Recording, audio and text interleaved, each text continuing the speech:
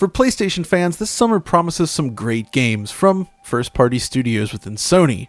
First, we have The Last of Us 2 finally releasing in June, and that is swiftly followed 1 month later by Ghost of Tsushima from Sucker Punch. After blowing people away with infamous Second Son early on in the generation, Ghost seems to be their most ambitious game yet, and the State of Play trailer that they shared recently demonstrated a lot of the game that we had not seen before, so I thought it would be fun to sit down and chat about it.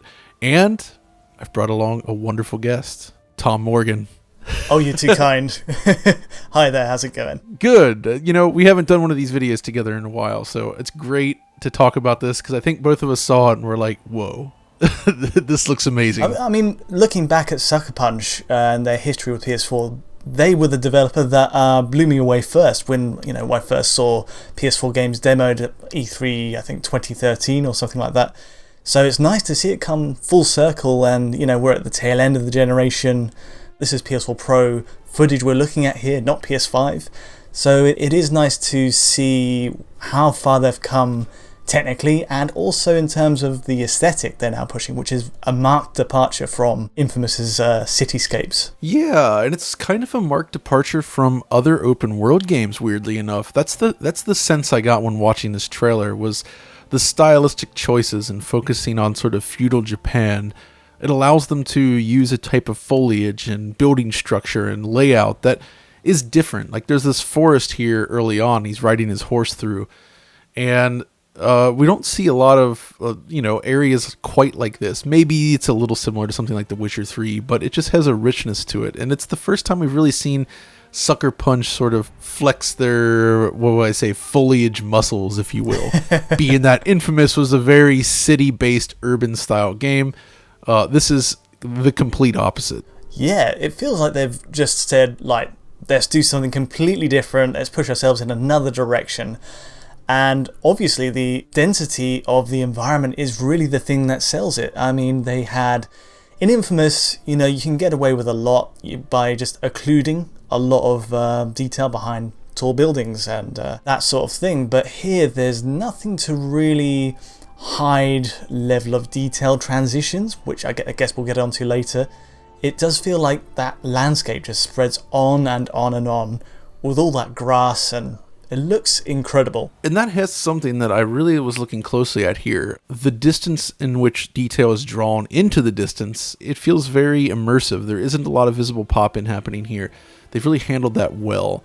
But the actual individual asset quality and the way they render certain features is really impressive. Like the grass, for instance. Yes. It's sort of this density to it with these long blades of grass that sort of are affected by the wind simulation, which they seem to be able to adjust kind of on the fly to fit the mood.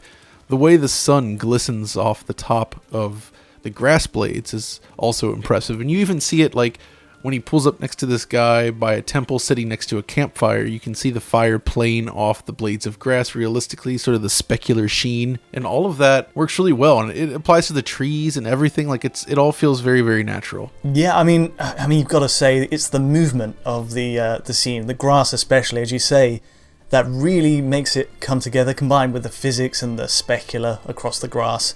And I think you're right to point out The Witcher 3 as a kind of comparison point. I do think this excels way beyond what that game could do. It's richer, the draw on the grass is far more distant, and it really comes together in a way that game didn't quite do it.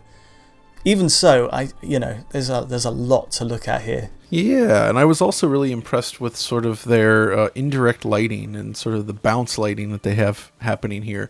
So obviously it's going to be, I'd imagine, some sort of offline baked solution where they're possibly using different bakes and sort of interpolating between them, similar to Horizon, but maybe I'm wrong. I'm not sure actually what they're doing yet. That's something we'll have to wait and sort of study closer when we have the final game. But in the area where he goes to the Golden Summit Shrine, you'll note that you have all these trees with very sort of yellow leaves on them, as if it's like fall, right? And you can see sort of the glow of the light, the sun sort of bouncing off the leaves and the terrain, creating sort of that orangish glow around the characters. So that's really impressive, along with the various, there's a lot of particles and sort of volumetric lighting going on in this. It feels very full, very well lit, And you can see that these are areas where Infamous Second Son hadn't quite delivered yet. Like, they hadn't reached this point. So all these new techniques are visible, and you can really appreciate how the engine has evolved. I think Infamous really set the tone for what we could expect from Sucker Punch in terms of delivering particle effects, because that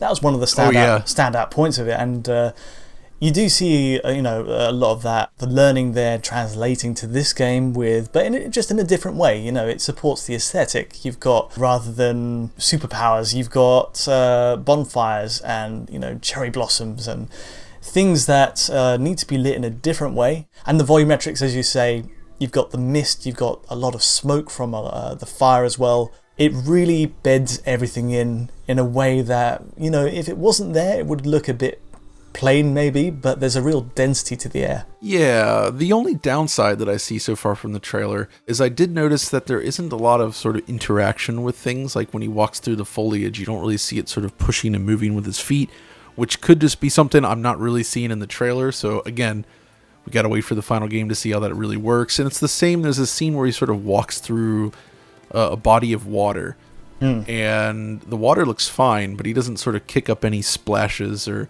doesn't cause any ripples, whether shader based or actually deforming geometry. There's none of that. So there are still some things to look at, but I think, when we get to the final game, we can discuss more of the technology, but I actually kind of want to talk a little bit about what they showed from a gameplay perspective, because it finally gives us an idea of the game. And my best take on this is it's sort of like if you were to take Tenchu and combine it with something like Far Cry. Right. I was going to lean towards like an Assassin's Creed or something like that, but yeah, for sure. I mean, in terms of the way the gameplay works, I think they really made the right choice with this demo by just saying, hey, we're going to try and pull away from HUD-based gameplay and try and use the environment to tell you where to go next. So like the wind, very graphical element, plays into that to direct you to your next place. And, foxes as well. It definitely feels like the right move, but I was a little disappointed perhaps that when you get into combat you see all the HUD elements suddenly pop up and you know where you are again. It's a game, but it's okay. I mean, I think that'll be fine. They are keeping it relatively minimal, I think. Yes, yeah, that's true. You're right about this using the environment, and this is something we're going to have to wait and see, because so I've kind of grown weary of the open world formula, but I do appreciate what I'm seeing here with sort of, they specifically at one point say, okay, well, the wind kind of guides you to something, but if you look around, you might see things like smoke trails or something else that sort of indicates that there is something worth checking out in that direction. And that, I think, is very interesting. Is one of the big problems with open world games is that you just spend a lot of time opening up a map or looking at waypoint icons or just various things that are used to represent where you're supposed to go, and you don't actually spend much time visually looking at the terrain. It's all about following those markers. So if they can get away from that design, this could wind up being really interesting. Yeah, absolutely. And I think there's something to be said for, looking at the gameplay. They mentioned the more your status increases, the more your reputation grows, the AI reacts differently to you when you make a first encounter.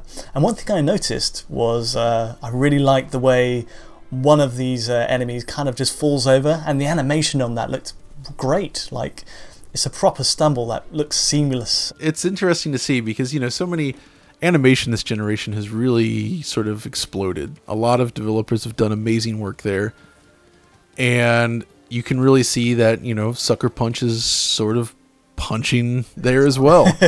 And this is a big step up from Infamous Second Son in that regard. There was some impressive animation in there, but everything still felt just a little bit flimsy at points. But again, very early in the generation. Here, the animation is much more weighted. Every sword slash and the way enemies react to it, there's a lot of potential there. And of course, I love the cloth physics on his cape. Oh yeah, we haven't even mentioned just gorgeous, yeah. Yeah, I mean the physics on just about everything. I mean the grass is one thing, but then there's the cloak he's wearing. There's a lot of articulation to the way that cloth flaps around to the wind and the intensity of the wind and the way that affects it.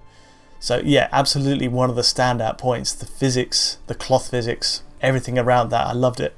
Even like there's like white ribbons attached to temples and shrines. They really make a point of showing that stuff off. And that's the thing. I feel like for me, the aesthetic, the atmosphere, the musical soundscape they've crafted, the core gameplay mechanics are the things that could sort of separate this from the pack, because, like I said, we see a lot of similar open world game design. Like when you start thinking about what does this remind me of, in reality, there's like half a dozen or more random games where you could say, oh yeah, this is like this is from this game, and it just shows how samey a lot of these open world games have become. But I have to admit, like, there's something about the world they've crafted here, and just the atmosphere, the presentation, and the actual gameplay mechanics all look really solid, that I feel like I could get drawn into this.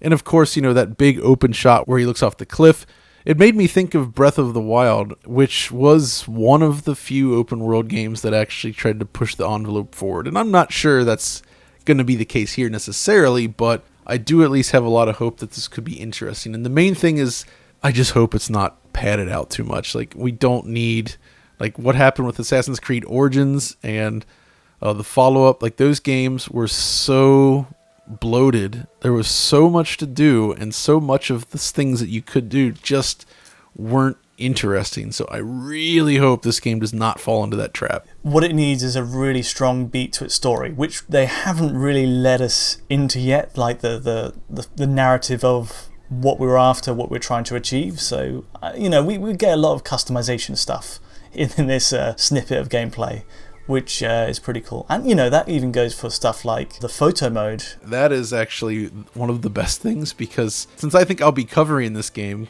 one of the things I love to do in these videos is use the photo mode to produce really nice shots and get a lot of those close-up shots. Like, it's a great way to sort of closely analyze the details, right? Like, you can zoom in on grass, you can zoom in on the details, and really help the viewers sort of understand what they're seeing visually, and also just help me kind of study it.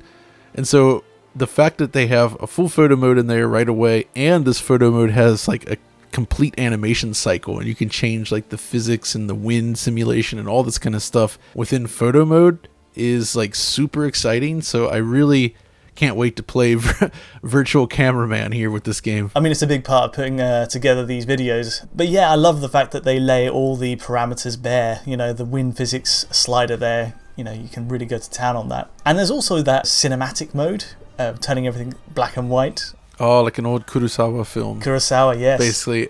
And they specifically were like, oh, we bumped up the wind simulation and everything to make it look more dramatic. That's pretty funny, but it also kind of shows off, again, the capabilities of their simulation there. So, yeah, I mean, it's just a lot of random things to take away from this trailer. And because we hadn't seen that much of the game up until this point, it does feel like, oh, okay, this is actually close. And now that we're getting close to release date, you can really start to see the game form. So I think there's a lot of potential here, but we'll have to see how it turns out. Blown away again that it's on PS4 Pro. I think it's going to be an amazing swan song, along with The Last of Us Part 2 for the system. Can't wait. Yep, both games should kind of push the system to their absolute limits, so I'm excited to play them both. But I think that's going to do it for this video, so thanks for joining me, Tom. Absolutely no problem. And if you guys enjoyed this video, as always, be sure to give us a like and subscribe, and ring that notification bell for instant updates from Digital Foundry. And of course, come find us over on Twitter, where we're talking about all kinds of random stuff. But until next time, keep on keeping on. Or something else. Oh, that'll do. Till next time.